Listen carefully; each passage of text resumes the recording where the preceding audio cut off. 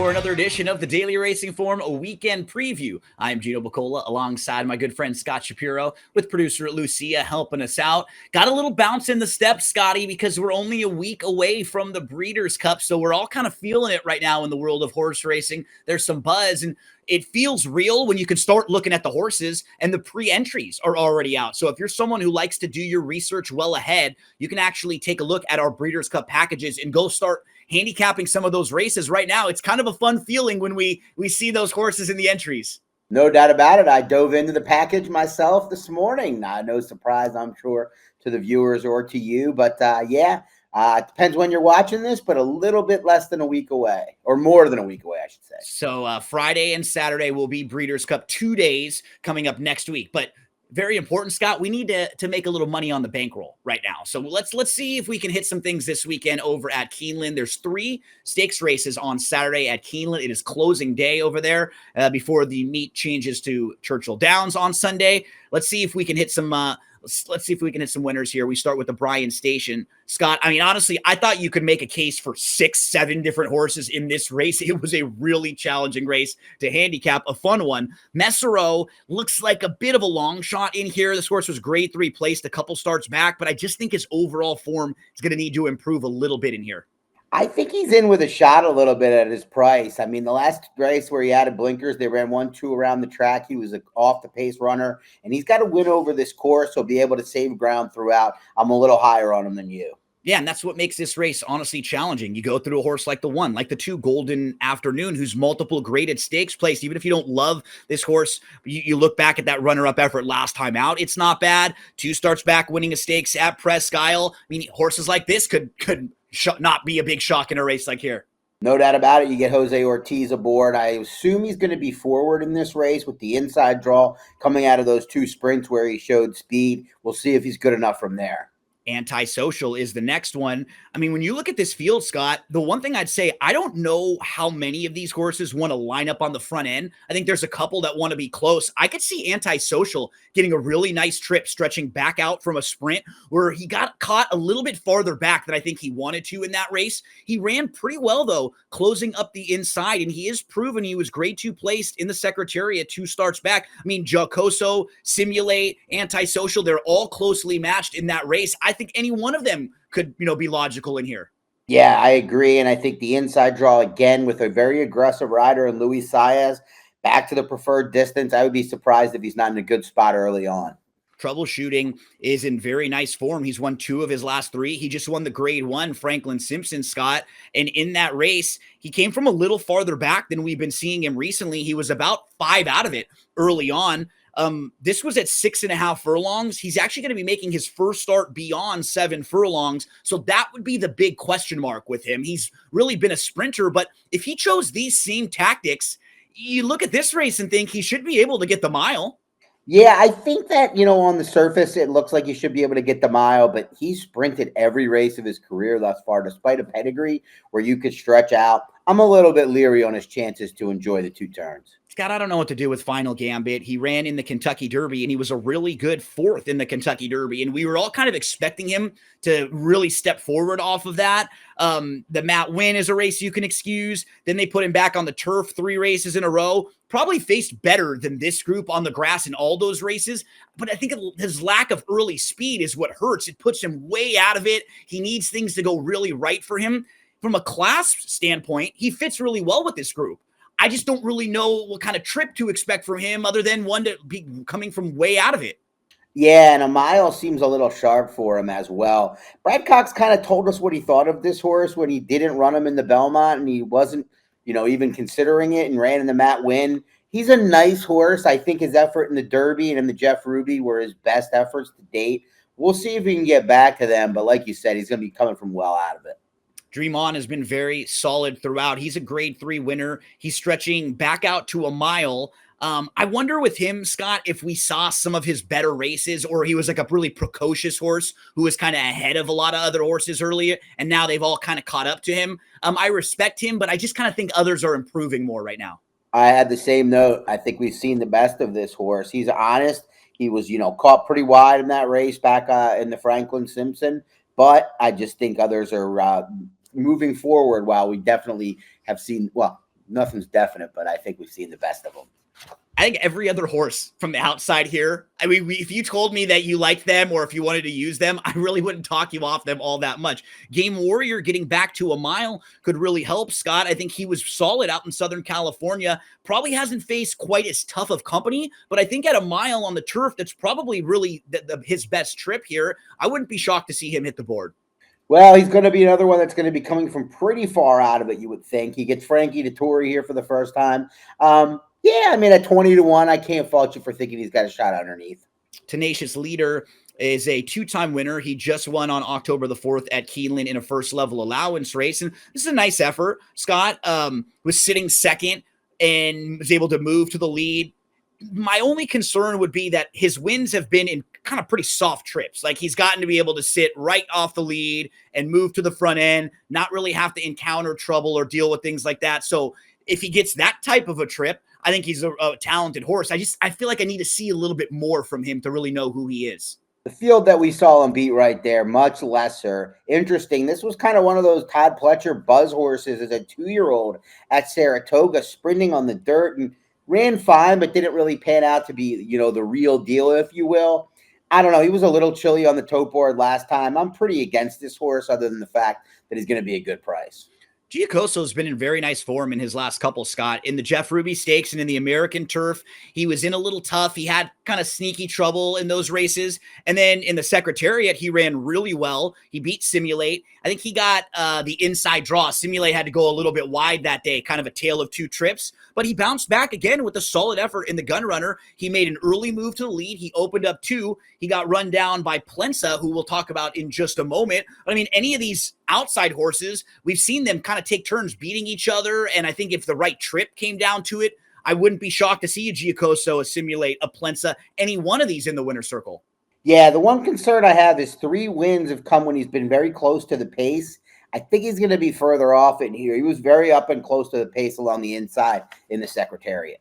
Scott, next up is Simulate. He's grade 2 placed. I've always liked this guy a little bit. I'm only slightly concerned if he gets farther back than needed in here. And I hope with the Irad Ortiz Jr. money jumping on, it doesn't get overbet a little bit. But I think he fits really, really well in here. That Secretariat, I think, is a good measuring stick for horses in this field, just kind of getting an idea of how classy they are. And he had to go wide. He had a little bit of trouble that day. I think it's very easy to just put a line right through horses that don't fire all that well at Kentucky Downs. And you're looking at his form 2 and 3 starts back. And that was really good. Yeah, I mean, you pretty much spelled it out. I mean, he got a good trip 3 back and was very impressive. And then he didn't get the trip. And I thought he was as good or if not better than Giacoso in that race. And I'm very much willing to toss a Nashville Derby. Plensa was a nice winner at 22-1 on September the 6th over at Kentucky Downs. I mean, this horse made a huge move and just sustained that rally on the outside and was able to run down Giacoso. If you're looking at Simulate and you use that form, Plensa was a few lengths behind Simulate a couple starts back. I like him as a horse. I think he fits with this group at a class level, Scott. My biggest concern is just he has no early speed. Seems like he has to come from way out of it. Yeah, and he's drawn to the far outside. That combination is a tricky one. Laurent Giroux has won a lot of big races. He won the $2 million Gun Runner. Not necessarily the kind of horse I love to see him on and with his kind of outside post. Another horse who could have a tough trip but has some talent is Salamis to the outside. He's won 2 in a row for trainer Chad Brown. Flavian Pratt jumps aboard. They're trying to make it 3 consecutive races. I mean, he had a big wide move last time out. Another one who fits with this group. I'm curious what kind of price he is. Give us some thoughts on Salamis to round it out. Very well-bred horse, has always taken a lot of money. I have to suggest it for the same connections. The outside post is the main knack on this horse, who will take on the toughest field of his career. And as we move to selection, Scott, when I go through my handicap initially, I kind of have my little marks and my squares and my stars. And I had 8 horses marked down as possible plays in here. You're going to go with Simulate 10, 1, 3, 12, 3, 12, 9, 11 for me. We're both going price shopping in the Bryan Station. Don't go anywhere. We stick at Keeneland for Saturday.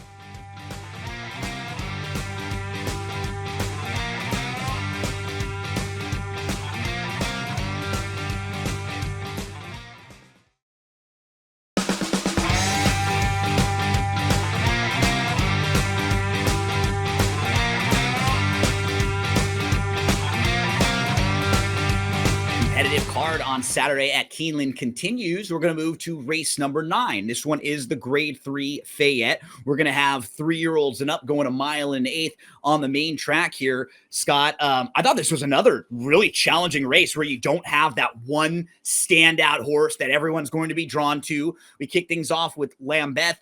Kind of a tough read for me, Scott. This is a horse who had a big win back in March, and that was at Oaklawn Park, which wasn't really able to build off of that victory. A couple races going long on the dirt recently, one on the turf at a mile. It's kind of going back and forth. I thought maybe an underneath type. I think he's up against it in a mile and 1/8. He's the kind of horse that likes to be forward. His best efforts are going longer in those races, 1.5 miles, 1.75 miles and such. He's a pass for me. Honor Marie was the Louisiana Derby runner-up. He's a Grade 2 winner, and he was one of the real wise guy horses in the Kentucky Derby last year, and actually really going into the Belmont, because everybody sort of thought he would be the type of horse who would be really good with more distance.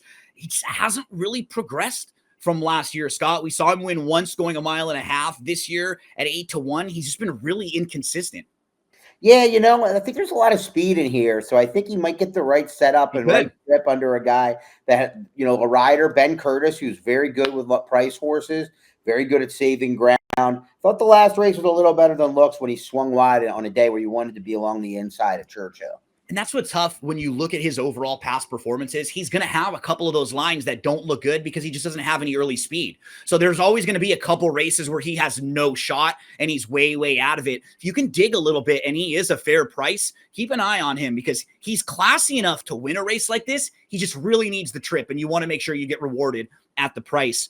Bracket Buster is proven at Keeneland. He's in really nice form right now. He won the Grade 3 Oklahoma Derby last time out. Scott, he did exactly what you would have hoped for him. He sat off just a little bit off the lead. He moved to the front end. He put away a group he was much better than. The only issue I have is now he's going to be facing a lot tougher than this group that he just beat. Horse like Gosker, he's been behind 2 different times, and he's going to have to face Gosker in here. But Bracket Buster really is moving in the right direction. Yeah, I'm concerned slightly about regression off the 2 big efforts in the past, but you can easily make the case that he's just getting better and better, and we know he likes this track. His price won't be good, and he could be amongst those that are caught up early if they go kind of quick. Dillinger is very consistent, but at levels a little bit lower than this. He shows up all the time, lots of second and thirds, doesn't win often. I'd imagine he'll be part of the early speed in here, and this is even a little farther than where we've seen him. A lot of his races are at 7 furlongs to a mile or so. Yeah, I would think he's going to be forward, but the fact that he's never gone anywhere near this long, being by Lupe de Vega, who's definitely got some distance pedigree, I would think Dilger would have gone this long if what Saffie Joseph thought he could do.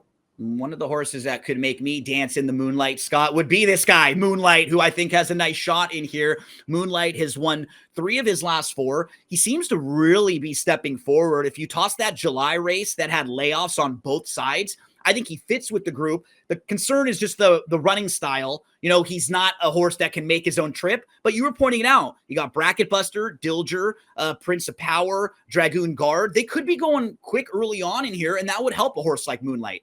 Yeah, he kind of has to prove he's up to this level. His success has been to get kind of a tier slightly below this, and he also has to prove himself at 1.125 miles. But Chris Block is a very underrated trainer. But if you look at the percentages and you follow him over the years, he's a good guy to bet, and he likes to win races. You made a good point. His figures fit, but he's not really done it against this level of horses. So while he does seem like he fits on those speed figures, he has to show it against this class level. Rattle and Roll is a Grade 1 winner. He's a multiple graded stakes winner. He's now a 6-year-old, though, and it's been a few starts since we've seen his best. He ran a good race in Saudi Arabia back in January, hasn't in the Saudi Cup, the Dubai World Cup, and in his first start back in the U.S. I think we've seen the best of this horse. They've asked a lot of him. He's rewarded them with some big efforts. Almost $3.5 million in earnings, but he would be a surprise for me in this spot. Best Actor is a Grade 3 winner, but he's just won for his last 10. He was behind Dragoon Guard most recently. He beat him actually back at Horseshoe Indy 2 starts back. What do you do with Best Actor in here? Trainer Ed Moser Jr., a guy you're familiar with too from the California, has had a career year winning at 18% positive ROI, mostly in the bluegrass. And this course has not really been along for the ride, so I think we would have seen it from him already. I don't know if Prince of Power is good enough to win this race or to hit the board, but I think he could have a real say in the outcome of this race because he's a pace player, Scott. He's really quick. And if he goes to the front or he's making life difficult on some of the other speed horses, that's how this race sets up for an off the pace type horse. I just don't know if he's quite classy enough to really make a dent himself. Yeah, the damn Demagoddess. Speaking of California horses, Yep. lots of races without a lot of wins for the owner and breeder in this race. Brian Carney, Charlie Stutz. This one's up against it as well. Dragoon Guard is a multiple graded stakes winner. He's never been worse than third in his entire career. He's really honest. He can sit off the pace a little bit. I think of all the speeds, maybe if I wanted to have one of them, it would probably be him. I still kind of treat him as a little bit more of an under type in here, Scott, because I do think that some of the other speeds in here could soften him up early. Yeah, and he rode a good rail last time at Churchill. He was down in a little tight as a 3-5 favorite there, but the inside was good that day. He always takes a ton of money as the major knock, and he doesn't always win when he does. So to me, I want to bet against him in this spot, but I wouldn't be surprised if he ran big. I've always been a fan of Gosker, Scott. I think we can look at his last race. It was coming off of a big performance in the Haskell. I think it was a race that he kind of regressed a little bit. He was wide. He stumbled pretty bad. He just did not get a good trip all the way around the track. I think if you eliminate that, he could actually end up working out a pretty nice trip in here, sitting just off the pace. And maybe we get more value because of that poor finish last time out. What do you think about Gosker in here? Honest, good horse that keeps getting better. The last race, very forgivable over a racetrack some horses just don't take to. Didn't have a good day there. He won over this track. Think he's got a shot. How about we round things out with the Dubai World Cup winner from earlier this year, Hit Show, who actually beat Forever Young in that Dubai World Cup. And Forever Young's going to be a player in the Breeders' Cup Classic. That's a really nice horse. Hit Show doesn't really have a lot of early speed. He's kind of a grinder, Scott. How do you think he fits with this group? I just think it's a really good setup for him. He's honest. I do too. When he's really in the right spots, he runs well. He's 2 for 2 over the surface, 10 for 21 in his career. I don't like betting him at a real short price, but I think he's going to be pretty honest. He's 6-1 on the line. This is the type of group he fits with. Class-wise, if you're playing pick fours and pick fives, I think you want to. Yeah, I think you want to throw him in the mix. So as we move to selections here, I think we had lots of similarities in this one, Scott. You and I, you're going to go with Hit Show on top. I'm going to go with Gosker on top. 11, 10, 2, 9 for Scotty, 10, 5, 9, 3 for me. Don't go anywhere. One more race to preview at Keeneland.